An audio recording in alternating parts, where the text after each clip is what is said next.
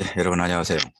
문학과 인간 8주 공부를 합시다. 8주 차는 대면 수업을 하면 중간 시험이 아니 대면 수업 아니라도 중간고사가 있는 기간입니다. 8주는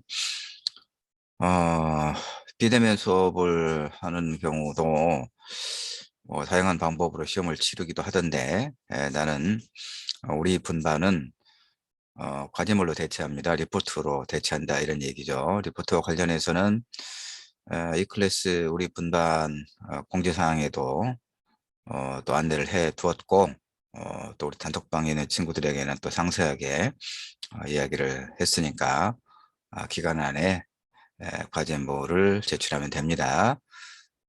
비대면을 하기 때문에 중간고사 기간임에도 불구하고 8주차 8주 1, 2, 3차 각각 그 수업 영상은 수업에 참여해야 합니다. 그리고 뭐 안내를 했지만 출석 체크용 요약 과제는 따로 내지 않아도 되죠. 과제 시험 그 대체 과제를 내면 그걸로 내가 확인을 하는 거니까. 예. 7주와 8주는 C에 대해서 공부를 하고 있습니다. 8주 차는 조금 조금 전공 영역적으로 들어가서 이야기를 하려고 하는데 그러나 어렵게 생각할 필요 전혀 없습니다. 8주차 공부를 하고 나면 시에 대해서 조금 더 깊이 있게 그 이해하게 되는 그런 성과가 있을 거예요. 그러니까 뭐 어렵다고 생각하지 말고 수업에 잘 참여해서 그렇구나라고 이해를 하면 아주 도움이 될 거예요.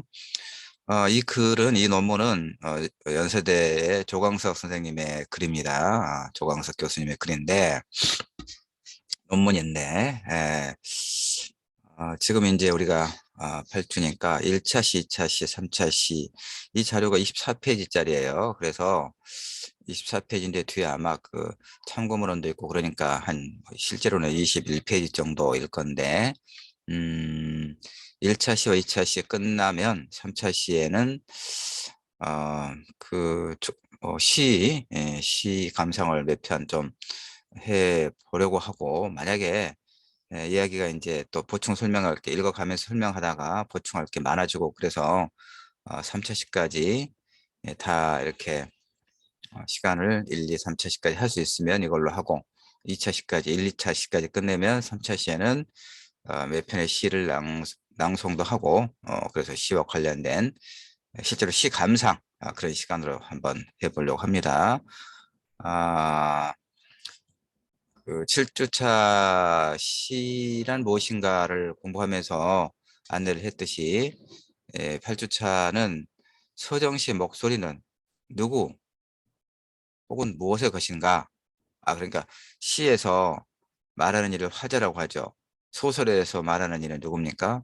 서술자. 물론 화자라고도 해요. 그러나 소설에서는 서술자라고 해야 더 정확한 거고 시에서는 서술자라고 하지 않죠. 이야기를 전달해 주는 사람을 서술자라고 하는 거니까 서정 씨는 말하는 사람이죠. 그래서 화자라고 하는 겁니다. 그러니까 서정 씨에서 그 화자의 목소리가 있잖아요.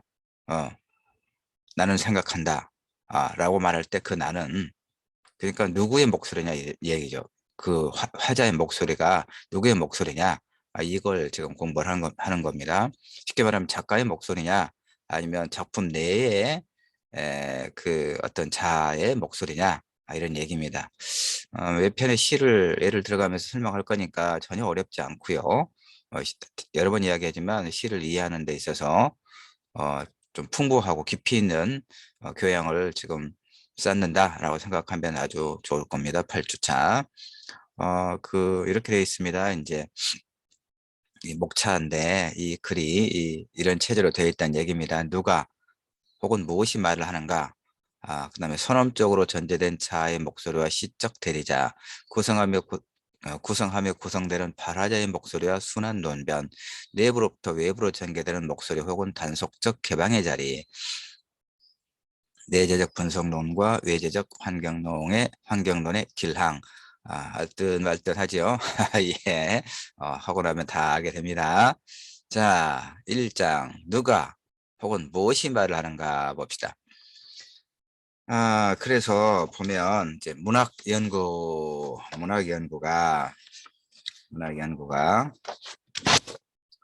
우선적으로 작가에 대한 연구가 돼야 할 필요성은 충분하다. 그러니까 그 작가는 무엇인가?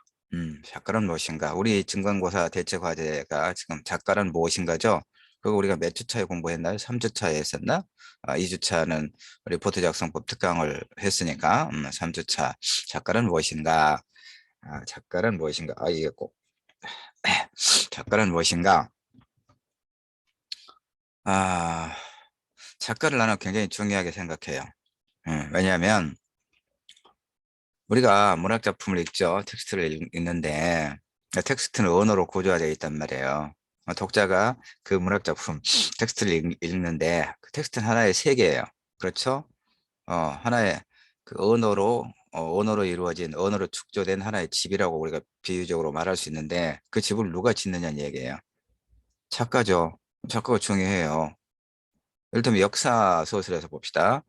역사란 무엇인가? 역사 소설과 관련해서 두 가지 이제 부딪히는 관점이 있습니다. 랑케의 실증주의 사학이 있습니다. 랑케라는 사람은 이제 실증주의라고 하는데 역사는 뭐냐? 일어났던 일을 객관적으로 기술하는 것이다라고 이야기합니다. 객관적으로 기술하는 것이다. 누가 기술합니까? 역사가죠. 그래서 에드워드 칸은 객관적인 역사 소설이라고 하는 것은 애초에 가능하지 않다. 왜? 누가 소설을 하느냐? 누가 기록하느냐? 역사가가. 그러니까 사람이 기록을 하는데 그 사람이 그 사건을 어, 무수하게 일어났던 많은 사건들을 모두를 기록하는 게 아니라 그중에서 의미 있고 의미 있다고 생각하는 거, 어떤 중요하다고 생각하는 것을 선별해서 또 그 사건을 어느 관점에서 어떻게 보는가에 대한 자기 해석이 들어 있는 것이 역사 서술이다. 그럴 수밖에 없다라고 생각해요. 랑케 실증주의. 그래서 에드워드 카의 역사주의 혹은 대화주의. 여러분은 어느 관점이 더 타당하다고 봅니까? 역사를 일어났던 사건을 있는 그대로 서술할 수가 없어요. 그 라쇼몽 효과라고 하는 이제 일본 작가의 그 라쇼몽이라고 하는 영화도 있고 소설도 있고 라쇼몽이라고 하는 게 바로 그거거든요.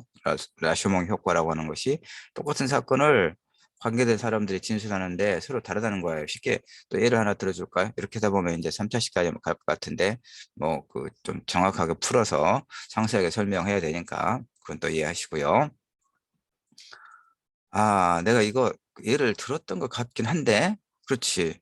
지금 이제 우리 문학과 인간 이번 학기는 역캠에 개설된 거고, 뭐 영봉 캠퍼스 친구들도 듣지만, 비대면이라서, 비대면이 좋은 것도 많아요. 보니까. 처음에는 굉장히 어색하고, 일도 많고, 이거 어떻게 해? 하고 불만도 많았는데, 하다 보니까 굉장히 익숙해지고, 어떻게 보면 학생들이나 교수들도 시간을 적절하게 활용해 가면서 더 많은 일을 할 수 있겠다는 생각이 들기도 하고 그렇더라고요. 물론 강의 되면 얼굴 보고 하는 게 좋지요. 당연하죠. 그러나 비대면이라고 해서 무조건 배척할 것은 아니더라 하다 보니까 이런 생각이 많이 들고 자, 또 그 옆길로 새지 말고 그 역캠 내가 이 예를 들어 설명했던 것 같아요. 역캠 저 옛날에 내가 많이 다녔으니까 한 20년 전인가? 20년까지는 안 되겠고 하여튼 많이 다녔어요. 그래서 하여튼 역캠 그 삼거리에서 학교 들어가는 길 교통사고가 났다. 교통사고 났을 때 이를테면 가해 차량, 피해 차량 최소한 두 사람은 있을 것이고 지나다니는 목격자도 있을 것이고 그러니까 그런데 그 사건에 대해서 서로 다르게 진술할 수 있다는 얘기예요. 그러니까 역사 소수라고 하는 것이 누가 어느 관점에서 보고 즉 해석했는가의 문제가 반드시 개입될 수밖에 없다. 그러니까 카 같은 경우는 에드워드 카는 아, 오늘의 관점에서 그 역사 소설을 끊임없이 질문하고 재구성해 볼 것이 필요하다 이렇게 이야기하는 겁니다. 자, 그런 것처럼 이 문학에도 결국 이 첫 번째 문장 이야기하다가 이렇게 좀 설명이 길어졌죠. 문학 연구가 작가에 대한 연구가 될 필요가 있다는 것은 그러니까 작가가 중요하다는 이유는 그러니까 이 문학 텍스트는 작가가 작가의 세계관이 반영됐어요. 어떤 일을, 그러니까 소설 구성의 세 가지 요소가 뭐였어요, 여러분? 인물이고, 그렇죠? 인물. 예, 그리고 배경, 사건이죠. 그 요즘에 넷플릭스에서 이제 인기리에 반영되는 세계 가장 인기 있는 게 뭐예요, 요즘에? 오징어 게임. 나도 오징어 게임을 이제 다 봤는데, 자, 오징어 게임. 여러분, 보는 게 좋아요. 일단, 9화까지인가? 예. 그 이야기, 친구들이나 이렇게 이야기를 할 수 있는 그런 굉장히 중요한 소재예요. 그 문화적 어떤 소재니까 그런 것은 보는 게 좋아요. 화제가 되는 것은. 그런데 하여튼 잘 만들기도 했고, 오징어 게임만 가지고 얘기합시다. 거기 인물들 나오죠. 인물이 있고, 배경이 있죠. 사건이 있죠. 이 인물과 배경과 사건은 이야기를 가지고 있는 소사체에서는 필수적인 거예요. 응? 그런데 그런 인물과 배경과 사건을 가지고 이야기를 만들어 가는 사람은 누구예요? 오징어 게임의 이제 제작자는 뭐 돈 되는 사람들이고, 그 회사고, 감독이죠. 감독. 예. 그러니까 감독이 어떤 관점을 취하느냐에 따라서 그 영화의 주제의식은 달라지겠죠. 문학도 마찬가지란 말이에요. 그러니까 작가가 누구인가. 왜냐하면 우리는 텍스트를 보잖아요. 오징어 게임을 관객으로서 오징어 게임 드라마를 보잖아요. 보면서 울고 웃고 감독이 의도한 대로 우리 독자는 몰입을 하게 돼 있어요. 그렇죠. 그러니까 작가의 어떤 소위 상징 조작의 자칫 좀 다른 말로 말하면 그 의도에 넘어갈 수가 있어요. 그러니까 오늘 비판적으로 볼 수 있어야 되는 이제 그런 안목도 필요한데 당연히 그렇게 보겠죠.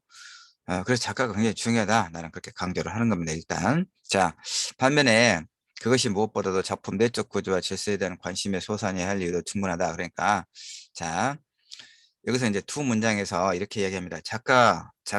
그 텍스트의 제작자로서 작가에 대한 연구도 필요하다. 중요하다. 그런데 작품 내적 구조와 질서에 대한 관심도 그러니까 무엇보다도 작품 내적 구조와 질서에 대한 관심에 솟아내야 할 이유도 충분하다. 이 말의 의미는 작가에 대한 연구가 왜 필요하냐면 작품 내적 구조와 질서에 대해서 좀 더 풍부하고 정확하게 이해하기 위해서 작가가 누구인가에 대한 작가 연구가 필요하다. 그 얘기 알겠죠? 음. 작가 연구가 필요한 이유는 작가 그 자체에 대한 관심이 문제가 아니라 작품, 텍스트를 보다 더 깊이 있게 이해하고 정확하게 이해하기 위해서 작가가 누구인가에 관한 정기적 사실이 연구될 필요가 있다. 요 얘기 알겠죠? 그 다음에 쭉 넘어갑시다. 서정 씨의 목소리의 주인공은 누구인가? 서정 씨. 서정 씨. 그러니까 우리가 시를 분류할 때 이제 서정 씨, 서사 씨, 극시라고 하나요? 그렇게 하죠. 헷갈리기 시작해. 중학교 1학년 때 분류법인데, 서사 시는 이야기를 가지고 있는 시예요. 이건 서구의 전통에 강하고 우리는 많이 없어요. 김동완의 국경의 밤, 그다음에 또 뭐 이제 하여튼 여러 가지 불미스러운 일로 이제 작가 활동 하지 못하고 있는 고은 시인의 만인보 이런 것도 있고, 그다음에 신동엽의 금강이라고 하는 뭐 이런 게 조금 이제 그 서사시입니다. 음. 그리고 이제 극시도 서구적 전통이 강하죠. 우리는 거의 없습니다. 이게 이제 이렇게 이야기하고 그다음에 어, 또 어떻게 또 분류가 되나요? 어, 잘 모르겠네. 예. 별로 관심을 안 가졌더니 또 그러네요. 중고등학교 그 수업이 아니어서 잊어먹었네. 서정 시, 그러니까 모든 시가 서정 시는 아니지만 시 그러면 서정 시라고 또 이야기하기도 해요. 왜냐하면 서정이라고 하는 게 뭡니까? 어떤 대상에 대한 감각, 느낌 이것을 이제 표현하는 것이거든요. 그러니까 시는 서정시라고 하는 게 옳아요. 서사시는 이야기시라고 했는데 사실 그 시의 형태로 만들어야 될 이유가 없어요.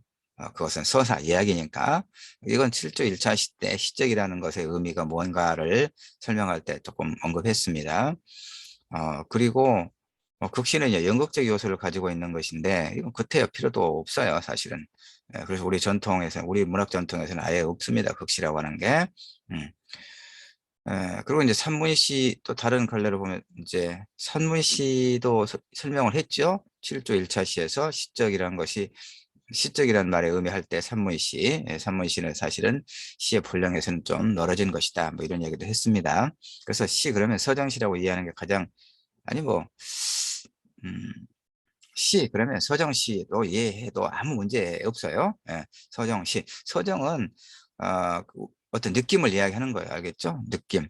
느낌이 차오를 때 어떤 대상을 보고 뭐 그건 사람이든 사물이든 어떤 사건이든 간에 느낌이 이렇게 차오를 때 그것을 적절한 언어로 함축적으로 비유를 통해서 표현하는 거 이게 시니까 곧 서정시다라고 이해하면 무리 없어요. 그래서 서정시에서 목소리의 주인공은 누구냐 이제 이것이 이 지금 8주차의 핵심적인 거예요. 그래서 그것은 작가 자신인가?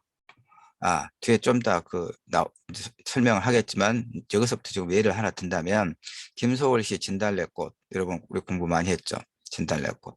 근데 이제 예전에 보면 학교에서 수업을 하다 보면 내가 학생들한테 장난스럽게 물어봐요. 질문을. 김소월이가 남성이냐 여성이냐?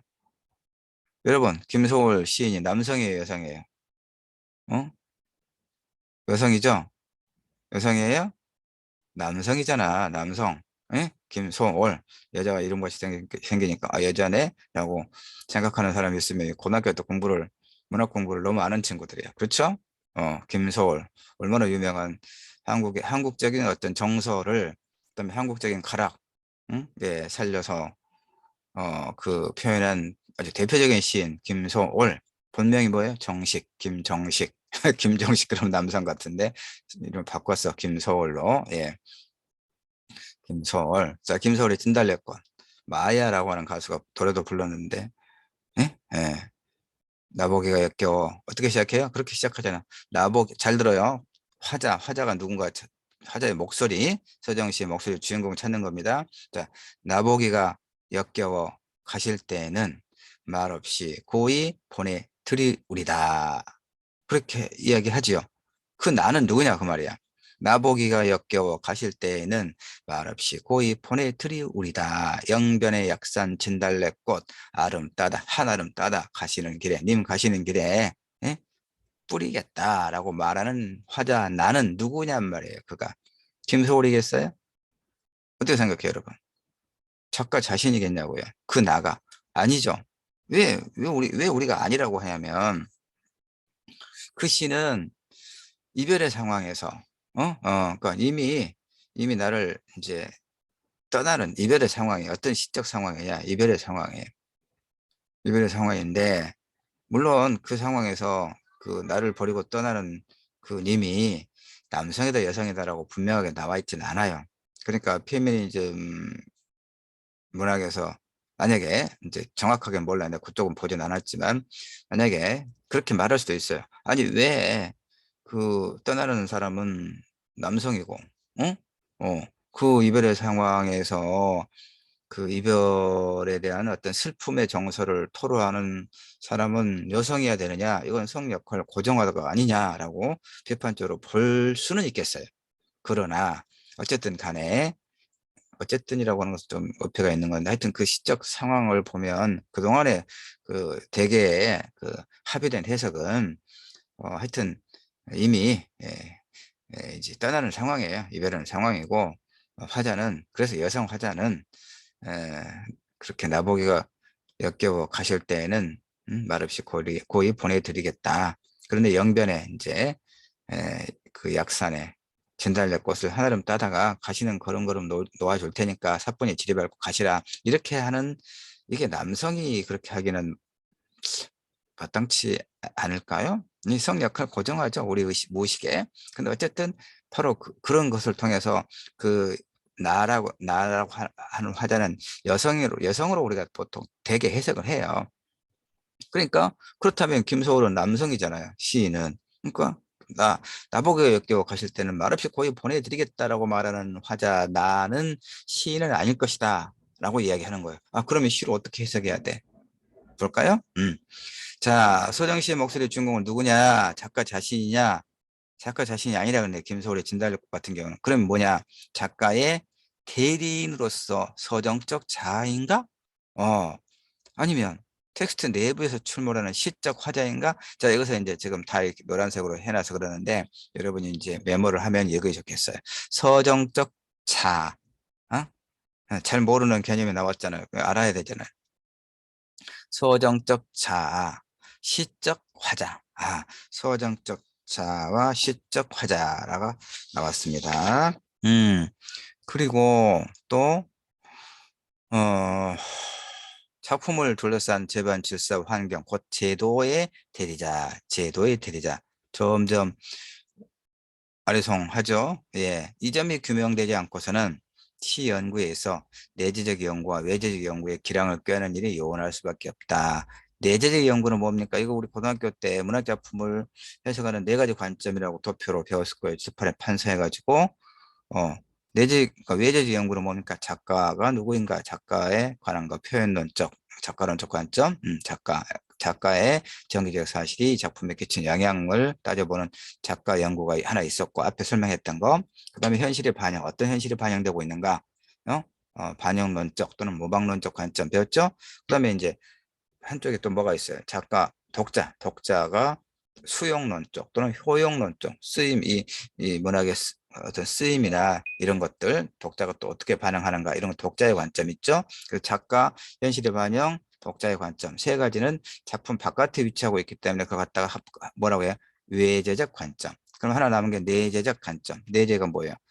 그 작품 내적인 어떤 요소들, 응? 구조, 이걸 보는 거죠. 그러니까 그 7주차에 러시아 형식주의자들 이야기했죠. 이제 그 사람들이 영미로 가서 그 신비평 요크리티시즘이라고 하는 형식주의, 구조주의적 어떤 방법론을 강조했다라고 형식주의 이야기했잖아요. 바로 이 형식주의에서는 이 외재적인 것은 미신이다. 내재적인 어떤 관점만이 문학 연구에 있어서 문학 텍스트를 분석하는 데 있어서 가장 중요한 그 관점이다. 분석 도구다. 이렇게 이야기하고 있잖아요. 그런데 우리는 다 이제 종합해야 보는 것이죠. 사실은. 자, 봅시다. 그러면 내재적 연구, 외재적 연구는 이제 무슨 말인지 알았죠? 뭐 기량은 뭐냐? 참, 기량은 영향관계. 예, 영향관계. 알겠죠? 어, 기량을 꾀하는 일이 요원할 수밖에 없다. 그렇다면 역시 관건은 뭐냐? 시에 나타나는 목소리의 권리, 능력과 권리의 한계를 해명하는 것이 아닐 수 없다. 다시 쉬운 것만 밑줄 그어놔 이렇게 표시해놨어요. 그 중요한 것만. 시를 읽는다는 것은 무엇을 읽는다는 것일까? 이거죠. 핵심적인, 우리 8주차 핵심적인 것은 이거예요. 시를 읽는다는 것은 무엇을 읽는다는 것일까? 시를 읽는다는 것은 무엇을 읽는다는 것일까, 여러분? 음. 자, 봅시다. 그래서, 어, 서정시 텍스트를 이해하기 위해서, 어, 목소리가, 그 목소리가 누구의 목소리인지를 분명하게 하는 일은 매우 중요하다. 자, 그 정도까지만 얘기합시다. 넘어가고 중요하니까 지금 8주차에 공부를 하는 겁니다. 이제 여기서는 그 초혼, 김소월의 초혼, 초혼도 또 누가 노래를 불렀어. 자, 초혼, 초혼이 시가 어떻게 되죠? 그 내가 죽을 뭐 죽을 이름이야. 부르다가 내가 죽을 이름이요. 뭐 그렇게 초혼제 죽은이를 그 누군가의 죽음을 가까운 이의 죽음을 슬퍼하고 어, 애통해하는 그런 정서가 가득한 시죠. 초혼. 예컨대 뭐 시가 있으면 더 좋을 텐데 내가 김소래 진달래꽃은 보지 않고도 다 이렇게 외우겠는데 초혼은 하여튼 그것밖에는 못 외우겠네. 자, 김소월의 초혼을 읽는다는 것은 작품을 통해 김소월 자신의 목소리를 듣는다는 것일 수 있다. 예를 들어서 초혼은 그럴 수 있다는 말이에요. 초혼의 화자 나는 그 화자 초혼에서의 화자 나는 김소월 자신이다라고 해도 아무 해석에 문제가 없는 경우예요. 근데 김소월의 진달래꽃에서 화자를 김소월 자신으로 읽는 것은 오류가 생길 수 있겠죠. 이래서 이제 문제가 되는 겁니다. 똑같은 김소월의 시인데 초원과 진달래꽃이 근데 각각의 화자의 목소리가 누구 거냐 했을 때 그 저 초원의 초원에서 화자 나는 김소월 자신이다고 해도 그 시를 읽는데 해석하는 데 있어서 아무 문제가 없는데 진달래꽃은 아니다는 얘기예요. 그래서 이제 이것이 중요해요. 서정시에서 화자의 목소리는 누구의 목소리인가 하는 것이, 자, 서정시란, 그래서 시적 자아가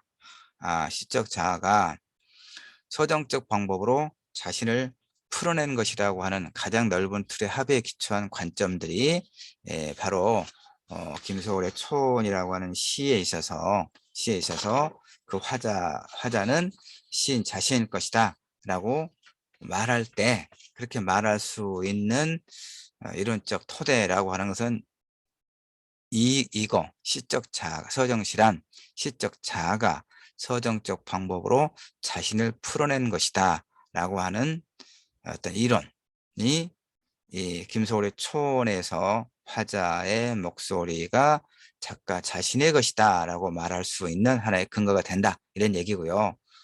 이것도 어리송할 수도 있으니까 계속 하다 보면 이제 충분히 내가 반복해서 설명할 거니까 충분하게 이해가 됩니다. 내가 내 자료를 하나 좀 볼게요. 예. 자, 그래서 지금 내가 아까 앞에서 서정적 자아와 시적 자아를 잘 구분하라고 그랬습니다. 시적 주체 세 가지를. 서정적 자아와 시적 화자와 시적 주체 세 가지를 잘 메모해 가면서 보면 헷갈리지 않아요. 좀 헷갈릴 수 있잖아요, 지금.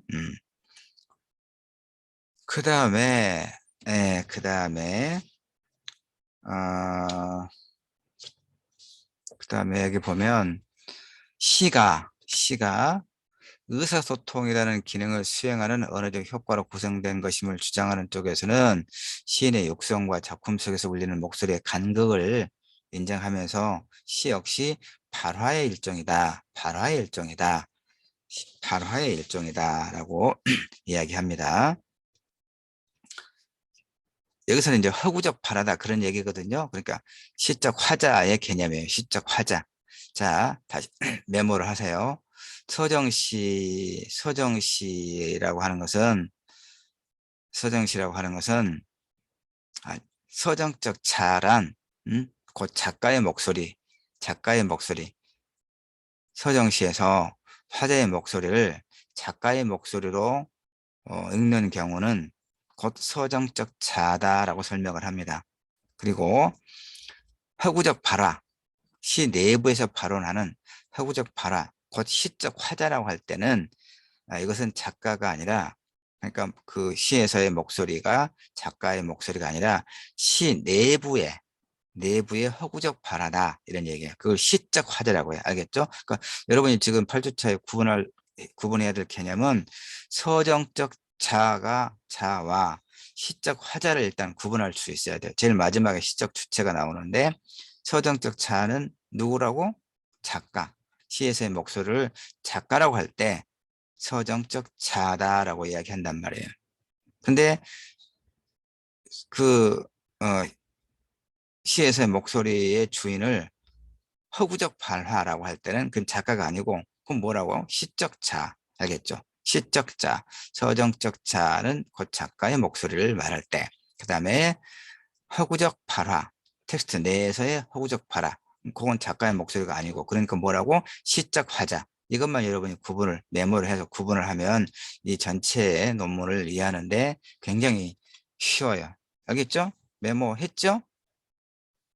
메모 안 오면 이제 본인이 막 미루를 헤매게 돼요. 메모하면서 공부를 해야 돼요. 그래서 여기 봅시다. 대체로 신비평, 영미의 신비평 이야기했죠. 아까도 저 러시아의 형식주의자들이 이제 러시아 그 당국의 등살에 견디지 못하고, 왜냐하면 리얼리즘, 내용의 주제의 강조. 프롤레타리아 계급에서 계급 없는 사회를 이루자고 지금 공산주의 그 혁명을 일으켜서 공산주의 정권을 수립했잖아요. 사회주의 정권을. 그러니까 노동자, 농민, 이 프롤레타리아 계급의 가장 중요한 게 뭐예요? 그러니까 공산주의 국가에서 북한도 그렇고 이 문의 그러니까 문화예술을 특히 대표적으로 영화라든가 소설과 같은 이런 문화예술을 굉장히 강조하거든요. 그 어떤 이데올로기의 전파 수단, 음, 그 인민들에 대한 교육의 수단으로서 영화와 소설을 문학을 시를 포함해서 문학을 굉장히 중요하게 생각해요. 그건 뭐냐면 대중들의 어떤 정서에 그 바로 그 어떤 그 바로 연결되는 그런 어떤 그 호소력을 갖고 있는 게 영화와 문학이기 때문에 그래요. 그러니까 그 소련에서 그 이제 소련의 그 공산당 그 관료들이 당국이 문화예술에 있어서 핵심적인 것은 뭐예요? 이 프롤레타리아 계급이 이 혁명을 완수하고 또 그런 사회를 건설해 나가는 데 있어서 그 내용, 주제, 그들의 혁명의식의 고취가 굉장히 중요하지 않겠어요? 그러니까 영화와 문학을 동원한 거예요. 그러니까 내용이 중요해요. 주제가 사회주의 건설에 매진하자. 알겠죠? 어. 그런데 이 러시아 형식주의자들, 일단의 문화 이론가들이 문화예술에서 중요한 것은 내용이 아니다. 주제가 아니다. 그걸 어떻게 작품 내에서 구현할 것인가 하는 형식의 문제가 보다 더 중요하다라고 이야기하니까 소련 당국에서 탄압을 받는 거예요. 감옥에 갇히고. 그러니까 도망을 가요. 어디로? 영국과 미국으로 이제 어떻게 도망을 가요. 망명을 하는 거죠. 근데 거기서 이제 자리 잡고 소위 그 형식주의 이론을 이제 발전시키는 게 지금 그 얘기예요. 영국과 미국의 신비평, 새로운 뉴 크리티시즘. 알겠죠? 이것이 사실은 문화 발전에 상당한 역할을 해요. 역할을 하긴 합니다. 어, 굉장히 중요하죠. 그러니까 이제 우리는 지금은 이제 어떻게 하냐면 내용만 중요한 것도 아니고 사실은 형식만 중요한 것도 아니고 일단 음식을 생각해 보면 돼요. 맛있는 음식을 아주 맛있는 영양가도 높고 아주 맛있는 음식을 그냥 뭐 그냥 뭐랄까 대충 아무 그릇에나 내오면 맛이 떨어지겠죠. 보기에도 그런데 아주 좋은 음식을 아주 깔끔하고 좀 고급스러운 어떤 그 그릇 식기에다 내오면 훨씬 그 뽐나잖아요. 그쵸? 바로 그거예요. 그러니까 내용만 중요한 게 아니고 형식도 중요한데 그 좋은 내용을 어떤 형식으로 담아야 더 의미가 있을 것인가 요 문제죠. 그래서 내용과 형식. 그래서 좋은 문학은 내용 플러스 형식이 아니라 내용 형식이다. 그 플러스를 없애버리고 내용 형식. 알겠죠? 내용과 형식이 잘 조화 균형을 이런 게 좋은 문학이다. 이제 우리가 이렇게 이야기를 해요. 자, 그런데 이때는 하여튼 내용이냐 형식이냐 이 논쟁이 서구도 그렇고 한국 문화도 끊임없이 일어나요. 끊임없이 일어납니다. 왜 그러냐면 일제강점기에 여러분 그 카프라고 하는 20년대부터 30년대 초까지 조선 문단을 지배했던 그런 문해사죠. 카프의 그건 뭡니까?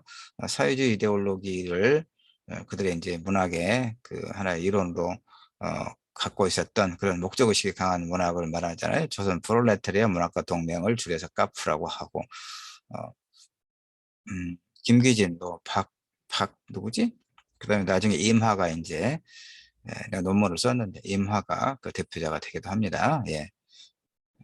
그런 시대, 그런 시대는 내용, 주제가 더 중요할 수도 있죠. 그렇지 않겠어요?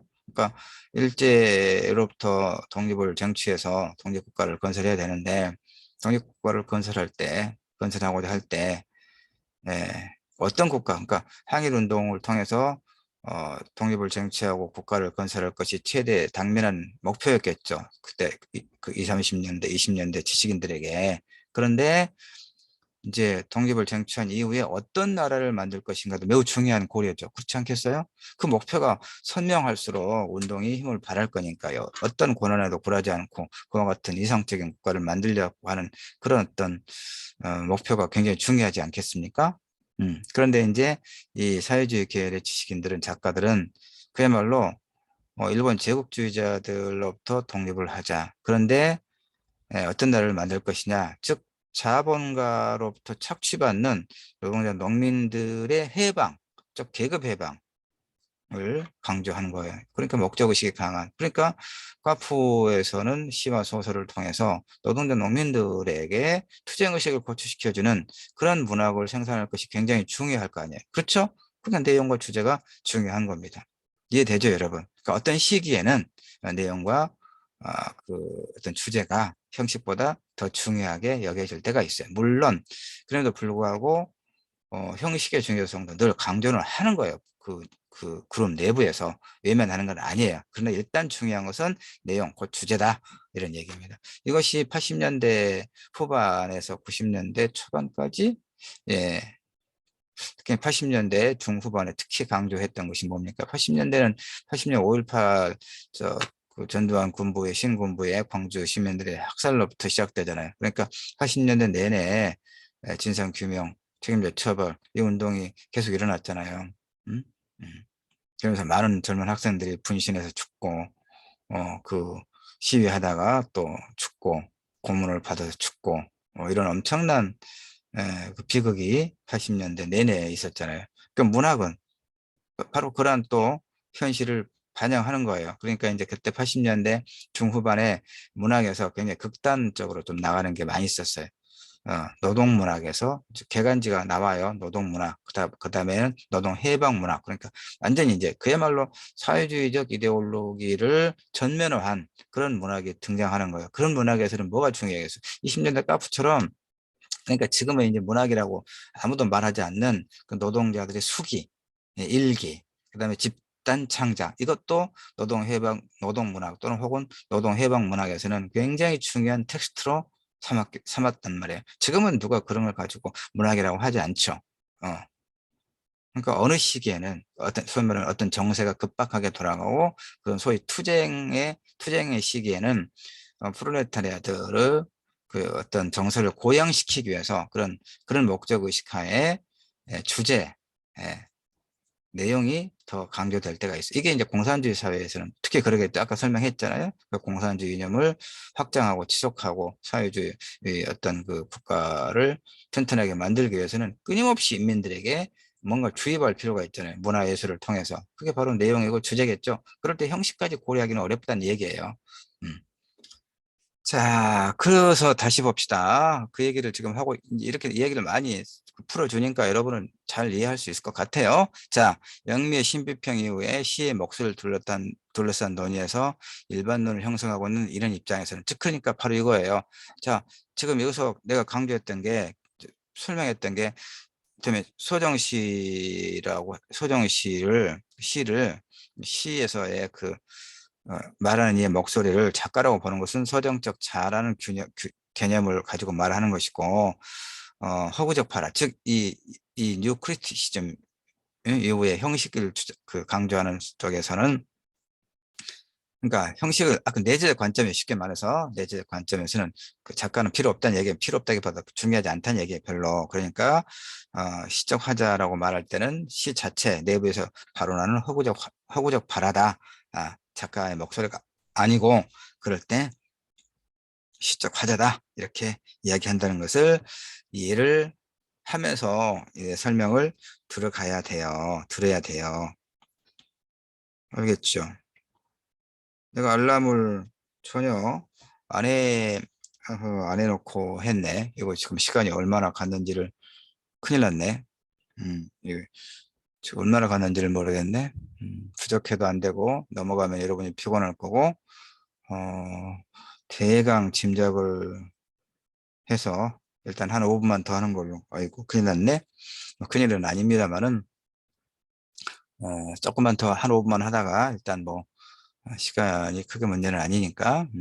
그래서 여기 이런 입장에서 시를 읽는다는 것은 시에 드러난 화자의 의조, 즉 화자의 말을 듣는 이를 전제로 했을 때 화자가 청자에 대해서 취하는 태도, 그리고 화자가 청자로 하여금 함께 주목하기를 요구하는 대상에 대해서 취하는 태도를 중요하게 언급한다. 자, 이를테면 이거예요.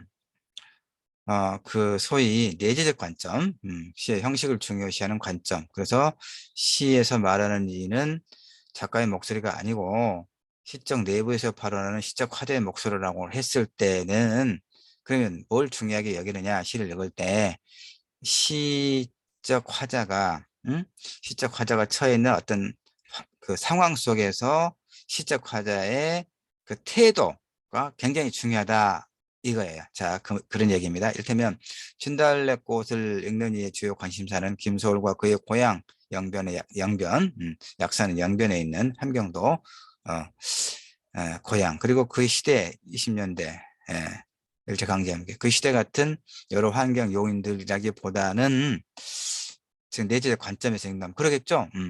작품 안에 화자가 취하고 있는 어떤 태도, 환송의 태도, 나보기가 이렇게 떠나실 어, 하실 때에는 말없이 고이 보내드리겠다는 이 환송의 태도, 영변의 약산 진달래 꽃을 하늘름 따다가 가시는 걸음걸음 놓을 테니까 사뿐히 지려밟고 가시라는 이 화자의 환송의 태도가 보다 더 중요하다 이런 얘기예요. 알겠죠? 이런 방식의 접근에서 내재적 방식, 알겠죠? 시 텍스트를 분석할 때 종종 기호학적 체계가 활용되는 이유는 그것이 작가의 의도가 아니라 텍스트 속의 화자의 태도를 개량하기에 용이한 방법론을 제공하기 때문이다. 한 가지 중요한 사실은 텍스트를 작가 혹은 서정적 자로부터 분리시키고 나왔죠. 작가 혹은 서정적 자, 그러니까 작가 곧 서정적 자, 알겠죠?